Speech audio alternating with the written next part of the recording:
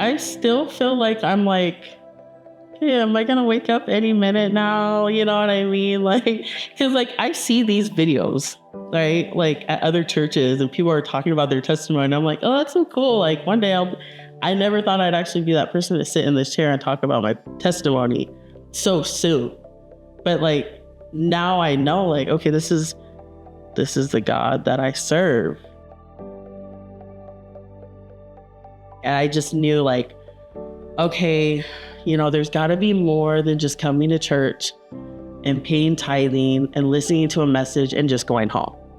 I just kept asking God that. I was just like, God, there's got to be more. Like, I don't understand. And he brought me here. And it was some crazy warfare, just coming from all sides, and especially in my marriage. My husband it was like pulling teeth to get him to come with me. And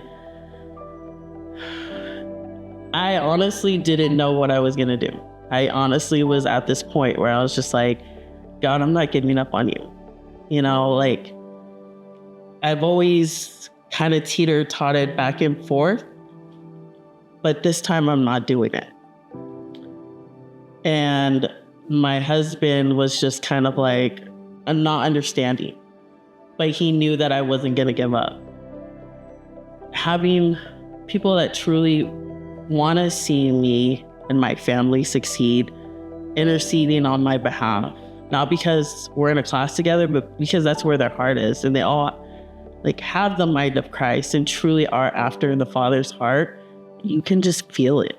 It's a family, and you really feel them when they're just like, yeah, I'll pray for you. Let's do it right here. And then you see everyone else trying to come in and coming to pray with you. And I'm like, now this is exactly why I'm supposed to be here.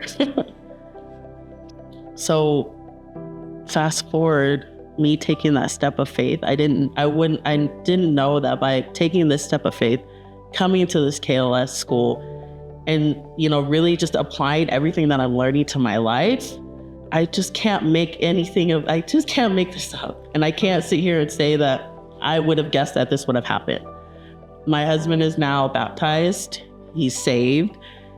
He loves the Lord. I sometimes feel like, he doesn't love more than me, but he loves the Lord so much. And you just see a light in his eyes.